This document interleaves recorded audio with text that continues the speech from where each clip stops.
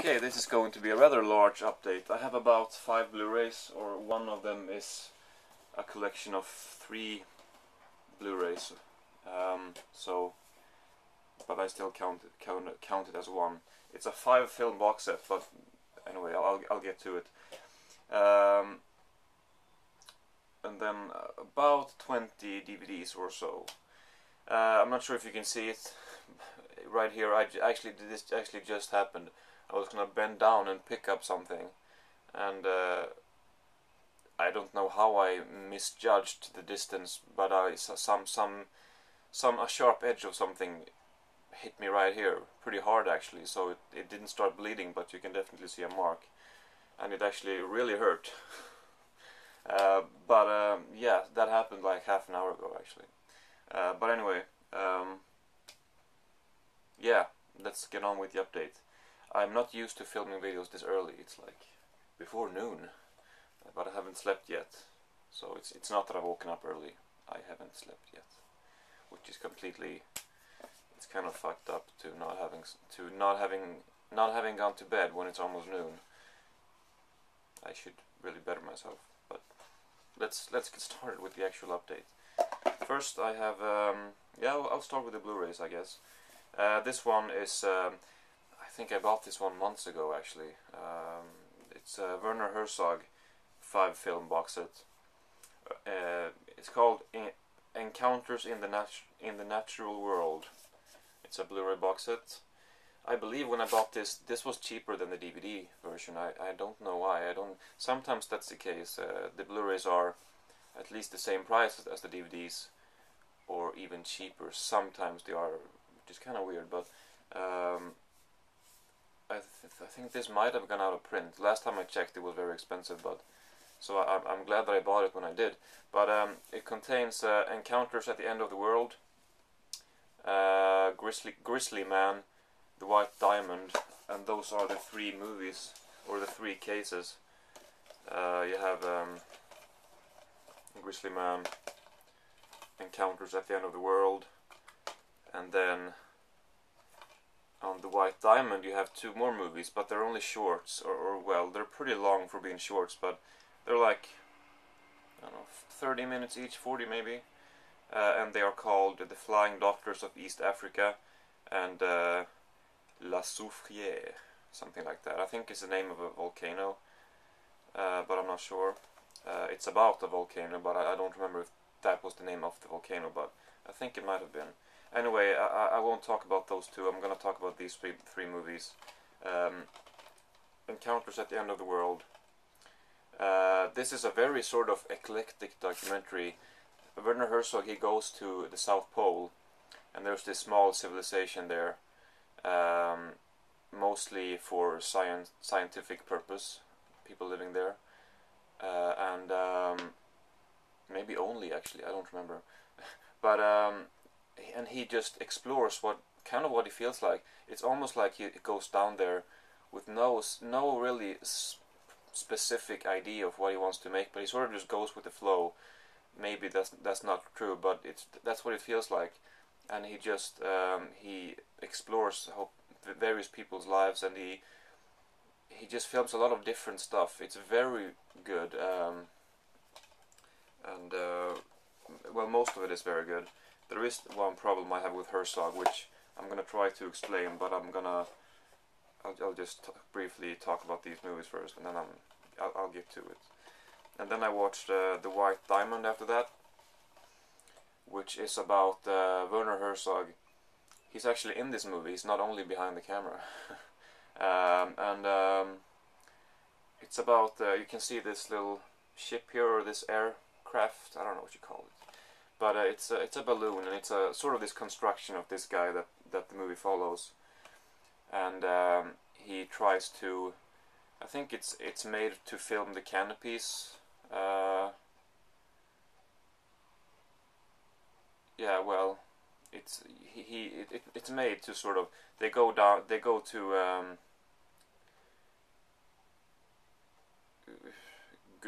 Guyana. I don't know where that is, to be honest, but they try to get this balloon thing working, and they try to sort of fly safely above the treetops. And you know, there's more to it, but that's sort of the basics of it. And then this one, I think I might have liked this one the most, although Encounters at the End of the World, is that what it was called? Yeah, it was also really good. Grizzly Man, I mean, really the only part of this movie that I really liked is the actual diaries of Timothy Treadwell. I think that's his name. Yeah. They are very touching. I could talk about it for a while. I wrote a, well, not a lengthy review, but I wrote a little review of it, and on this other website. But it's I don't know. He's such an eccentric character. He really is one with nature. Sometimes it's kind of sad also. Well, it is sad knowing. Well, I should have said that he died ultimately from. And I also should have said that he. Well, I think most people know it. I guess I took it for granted, but he goes to live with grizzly bears, and he films his life with the bears, and he's left alone for months, and then the people who left him there come back and he pick him up, and he's in the wild with grizzly bears, and while he is there, he also brings a camera and he films a lot, and he had 100 hours of footage after they found him dead. That's you know that from the beginning, so it's no spoiler or anything. It's a documentary, but still. So yeah, knowing that he died, that sort of adds to the whole kind of emotional atmosphere of it, I guess. But it's not just that; it's just this feeling of him out there, and his character, and I don't know, there's something special about it. And I really did like it, but now I'll get to what I was going to say about Werner Herzog, and that is kind of prominent in this one especially. I feel that if Grizzly Man had only consisted of like 90%, maybe more than 90% of only his diaries, then I would have liked it more. Because Werner Herzog, I'm not a fan of his narration, and his documentaries, they always have this certain feeling. He approaches his subjects or his topics or whatever or his interviewees, for example, very naturally, I feel, but something about it makes it feel very awkward at the same time. I can't really explain exactly what it is, but I don't know what it is. There's just something about it that I don't like, and I also he sort of states his own opinions, which I feel kind of is not necessary. He at one point he sort of pauses one of Timothy Treadwell's diaries, and he states his own opinion. He says, like, here's where I disagree with Timothy, and he states what he feels about a certain subject. And I mean, he made the movie. I guess he has the right to do it, so to speak, but I just don't think it belongs there. I don't think he should state his own opinions like that. I don't know. Just certain decisions he makes as a director, I guess I could say, overall. I don't like it, unfortunately. So there is kind of some bitters. They are a little. I'm a little ambivalent, but what's the good things about his documentaries? They really are good. So definitely a recommended box set. I realize that I've talked about this for a very long time now, but I'm gonna try to be a little quicker here. I have a lot to go through, as I said. Next up is Full Metal Jacket. This one I have on DVD. I wanted to see it again, and I did see it again, and I think I might have liked it a little more than last time. Definitely like the second part more. It really feels like you're in a war zone. I mean, it feels like I don't know the backstory or whatever, but it feels like an actual war is going on, and they used that to film their movie. I mean, it's very well done. It's I don't know. It's yeah, but I can't say I love it, but I really like it. And the first part, I have to mention what's his name, D'Onofrio, Vincent D'Onofrio. He's great in the first part because if you know if you know have seen the movie, you know why he's not in the second part. But I honestly I feel that the way he's acting towards, you know, in his final scene, it's over the top, and I don't think it works. He's great, but I'm like, it's a little too much. Like his facial expressions, I just think it's over the top, and not for the better. I don't know. That's just my honest opinion. But anyway, it's still a very good movie. And then this one, I'm very happy to finally have seen. Silence of the Lambs.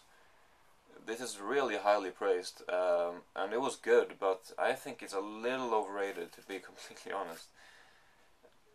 But there's not that much going on, so I don't know what I might have missed. But maybe there's some subtle undertones that I might have not picked up on, or that I didn't get somehow.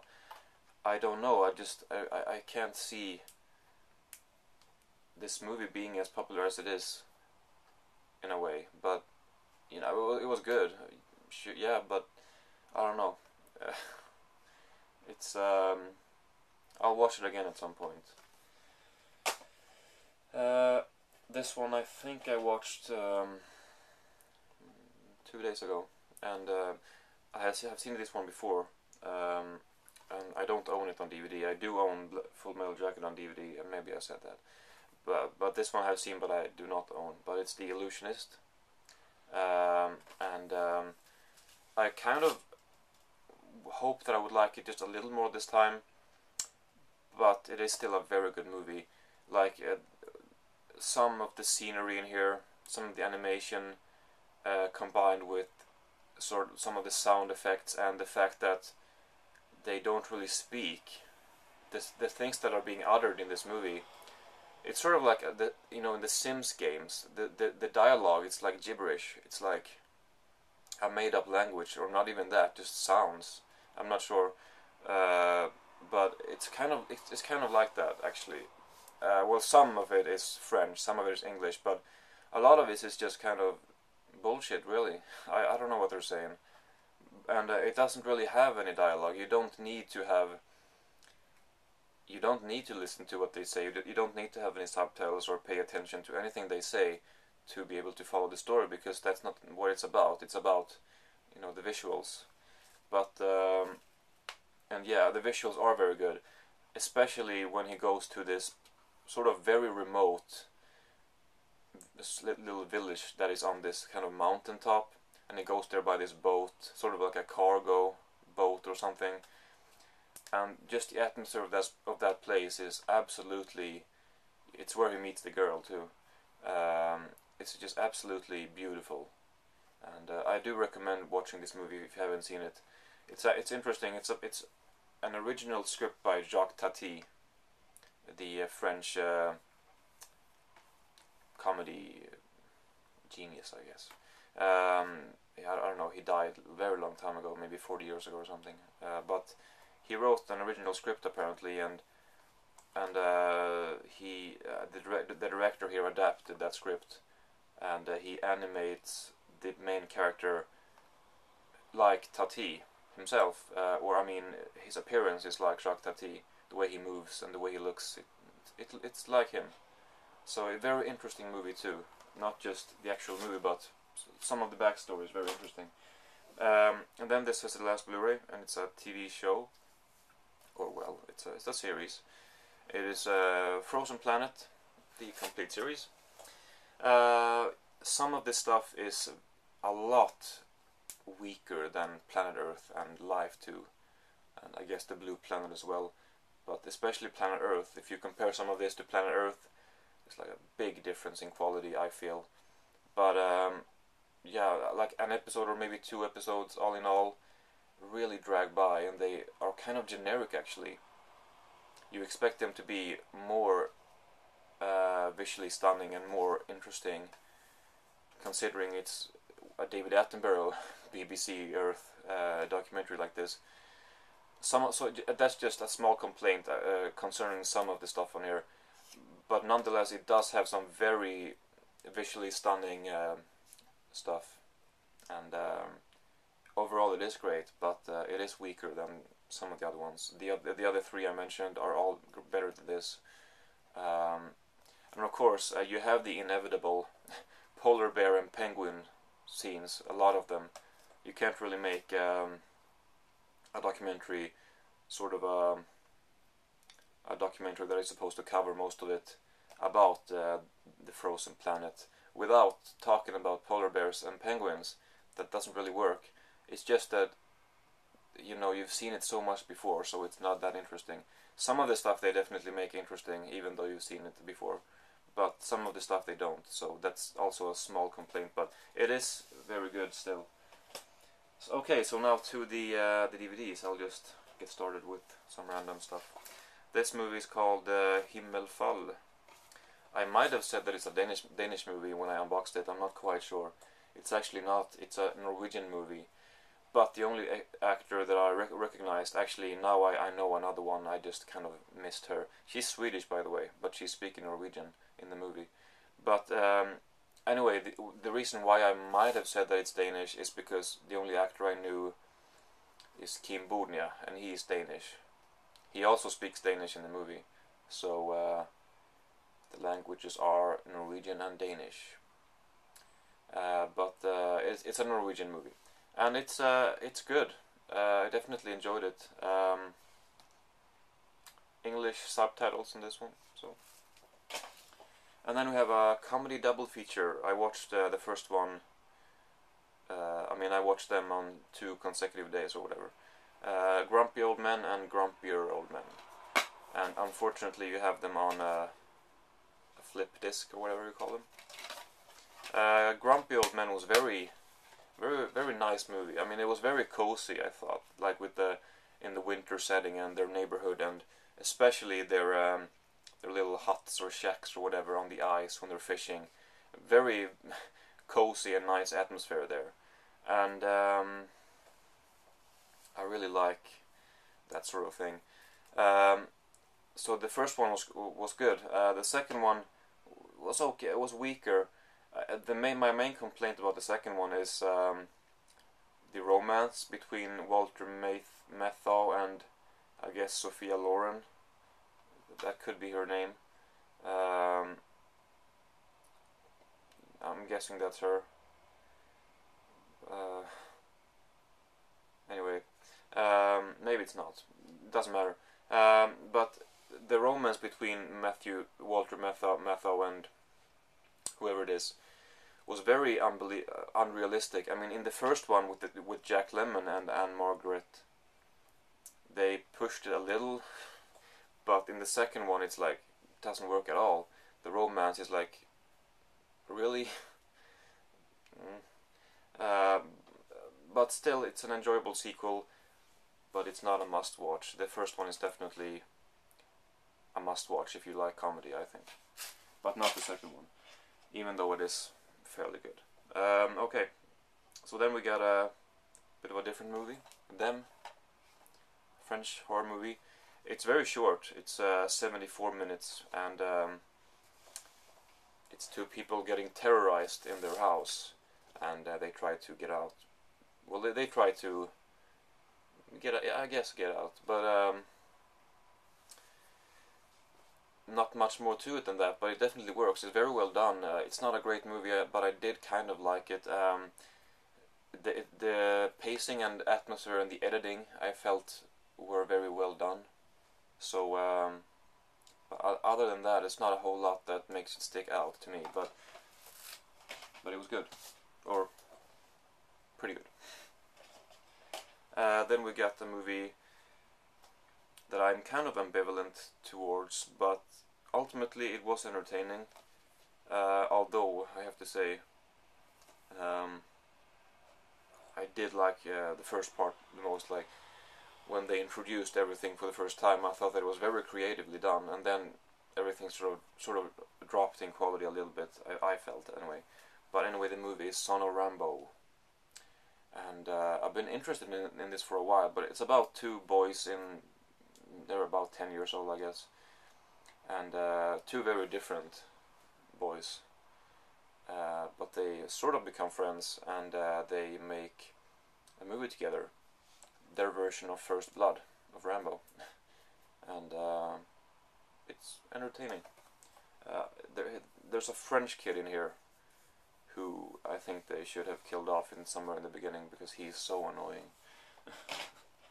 Anyway, next up is a movie that it's hard to find out what movie that is worse than this one, and it is Smoking Stogies or Stogies or whatever. Just the quality of the picture here, the picture quality is horrendous. I mean, it's so bad. There is one scene which I'm going to take as an obvious example. A guy is walking into like a conference room or something, and he's really not that far away from the camera, but still you can see literally large pixels on his face because the quality is so damn bad. And it was awful, really bad. But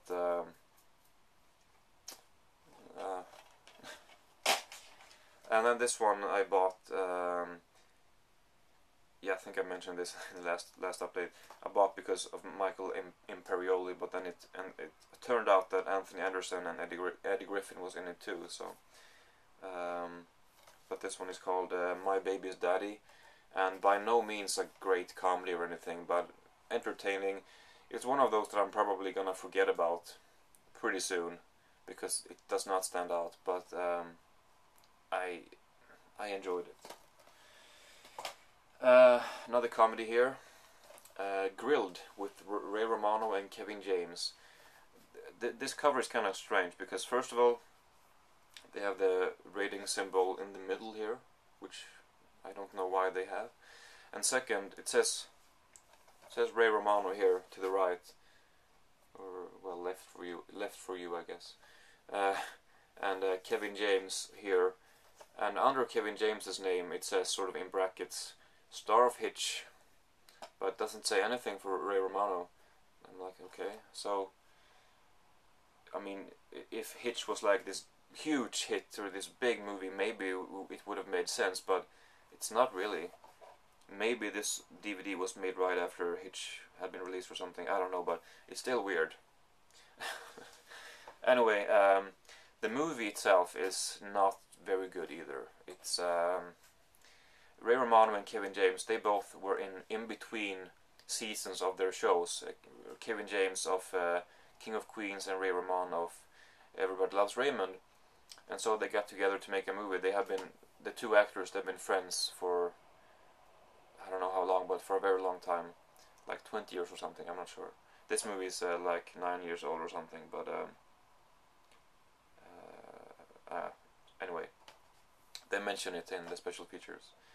And so they got together to make this movie. And so, yeah, maybe they didn't have a whole lot of time.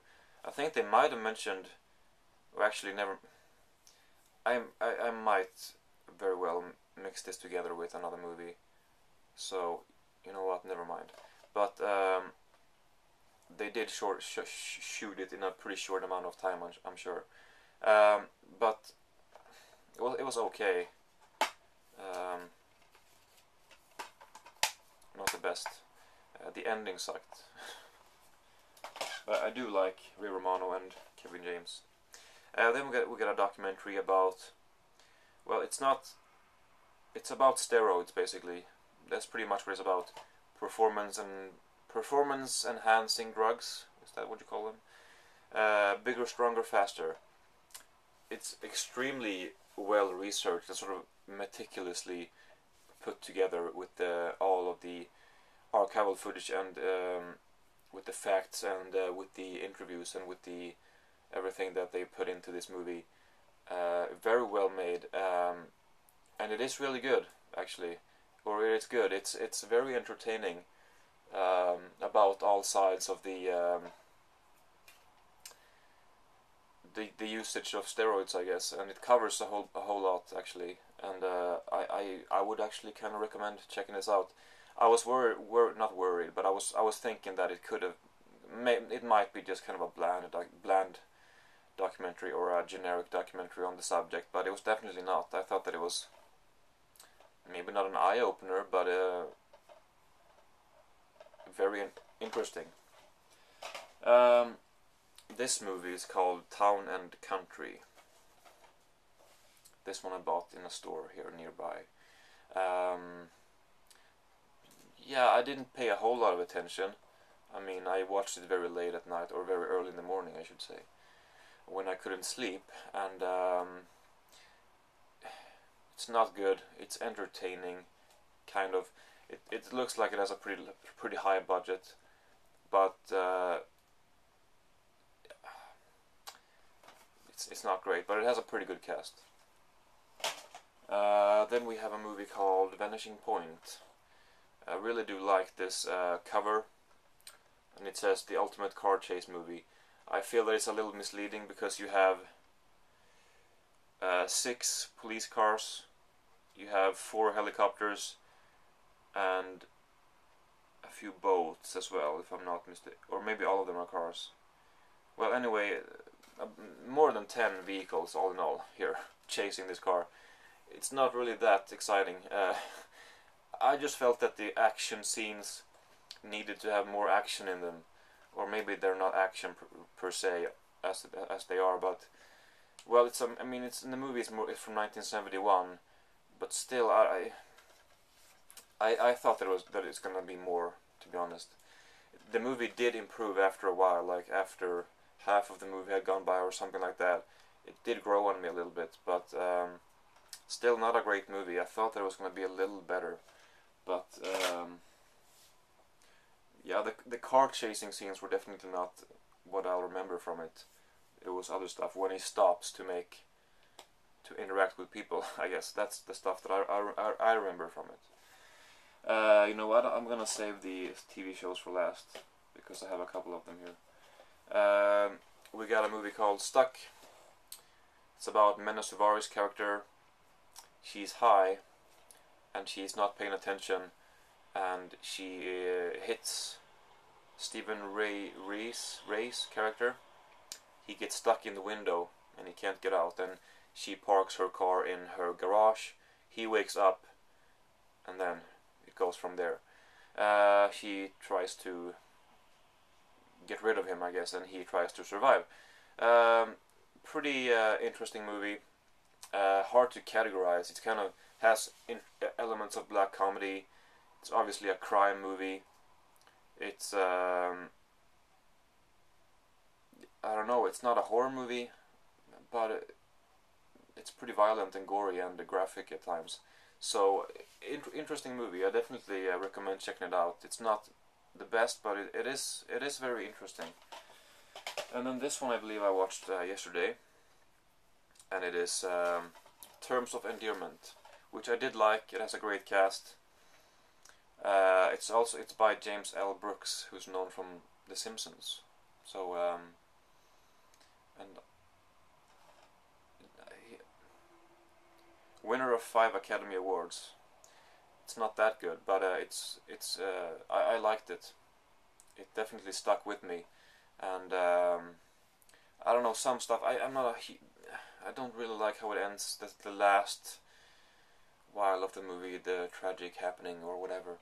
I'm not a big fan of it. But the relationship between Jack Nicholson's character and Shirley MacLaine's character, I liked that for sure. And I thought that John Lithgow was good in this. When John Lithgow was introduced, I really enjoyed his character. And yeah, some stuff in here that I do like. I might watch it again someday, actually, because it was a cozy little nice movie, I thought. Yeah, I bought these for, without exaggerating, pretty much as cheap as you can possibly find a movie over here. It's not possible to buy them for any less than what I bought these for. because we don't have a lower currency than that. 1 crown is the lowest you can buy something for, and that's what I bought these for. So anyway, Jack Osbourne, Adrenaline Rush, and Jack Osbourne, No Fear. This one is in plastic. Altogether, this is 5.5 hours. I watched about 30 minutes. I watched 1 episode, and then I was thinking, I'm watching Jack Osbourne trying to lose weight. Really, you know, I don't want to see it. I mean, I guess if it would have been good, I would have watched it and not really cared what I was watching. But it's not good. But because of the price, you know, maybe I will watch the 2nd episode someday and see if I'll continue. But I kind of doubt it. And then this one, I have 2 of these because you got them for free. They included them in the orders. I made 2 big orders from a Ginza, a Swedish website, and or maybe a Scandinavian or Nordic, I don't know. But and they included first 1 copy, and then I ordered another bunch of movies, and I got another copy. And this is actually an English show, or it's a Swedish show, but the cook in here, Tina Nordström, she's speaking English, and it's meant for American audiences. And it was aired in America. And there are 7 episodes. You know, I watched three of them, and I kind of feel like that's enough. It's okay. I mean, mainly she's just cooking, some facts about Sweden and stuff, but I don't know. It's kind of a generic cooking show, I think. I mean, I didn't buy it. I got it for free, obviously. So, but I checked it out and it was okay. But I don't know. I don't want to see all of it. We got 2 seasons of South Park, season 7, season 8. I finished season 8 yesterday. I'm loving the show. There's not much more to add. I'm gonna get on season 9 pretty soon, and then I'll get more eventually. We have Huff season 2. Great show. I might have liked season 1 a little more, but this was still great. They were gonna make more of this, but I guess maybe it got cancelled. I'm not sure. I read after having watched season 1 that the 3rd season was gonna focus more on Blythe Danner's character. I mean, she's one of the biggest characters in the show as it is, so it would have been interesting to see, you know, even more of her, I guess, because she's a good character. Also love Oliver Platt here, and the relationship. I mean, there are some, I don't know, some antagonism going on between them, I guess. Hank Azaria and Oliver Platt in this season, but there are still these scenes with them as buddies, and it is just the 2 of them, the 2 actors and the 2 characters together. It works really well. It's just a delight to see the 2 of them chat, and I don't know, man. It's some very good stuff here. But yeah, possibly this 1st season was a little better. Then we have The Office season 8, which I liked surprisingly much. The end of season 7 with the absence of Steve Carell, I thought that it was pretty bad actually. The last episode, despite a lot of guest actors, a lot of good guest actors, excuse me, that last episode and maybe the last 2 episodes were very weak, they were really dragging. They were kind of boring and not great. So I was looking forward to seeing more, but I was worried that it was gonna be that same quality. But it was definitely not. It picked up for sure. I think this is a great season. I do miss Steve Carell, but it's not overly palpable that he's gone. His absence was very obvious in the end of season 7, but here it works much better. I actually watched these 2, this season over 2 days, and it's almost 9 hours, and I did not see anything in between. I just really enjoyed it. I love this show. I am looking forward to season 9 now, much more than I was looking forward to this, just because I enjoyed this much more than I thought I would. Still can't compare with some of the previous seasons, like 4 or 5. I remember really enjoying. This is great, but can't compare to that. And then I also look forward to rewatching the whole series, but I'm gonna wait with doing that. But when I finally do, it's gonna be so much fun. I started with the first season in 2009, right after I started this new channel actually. So it's been a while, but whenever I do rewatch it, whenever I do get around to it, I'll be sure to enjoy the hell out of it. Because I'm looking forward to seeing those first couple of seasons again. Anyway, last DVD for this update, this lengthy update. I'm sure it's long, way too long. This is Full House season 3. It's actually a German edition. I did not know that when I bought it, but it's fine, it doesn't matter. I would prefer English writing on the box, but obviously they speak English still in the show, and the menus are in English as well, so it doesn't matter that much. It's Dutch. I mean, it's German writing on here. That's it. Otherwise, it's the same. So I have been very tempted to buy season 4 now, but I have too much. I have to. Well, not that that's stopping me from buying movies, but I feel like I shouldn't buy more TV shows right now for some reason, because I have a whole stack of them here, and I have Softprog there, and I have a few here. So I need to slow down a little bit with the TV shows, I think, and the movies too. But yeah, it's corny and it's cheesy, but it's supposed to be. It's great as it is.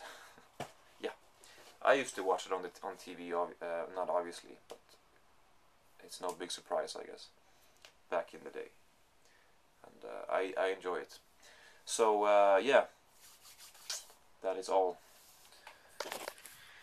Oh, holy crap, that's a long update. If you watched all of this, you know, I really do appreciate it. I don't know if I say that very often. I guess I don't. Some people say it in every video, but I appreciate the people who are watching. I really do. And the support I'm getting, you know, which might be never mind. I appreciate everybody who's watching. I really do, and I love reading your comments too. And yeah, I just wanted to mention that because I never mentioned it. So thank you very much for watching, and yeah, I'll see you in my next video.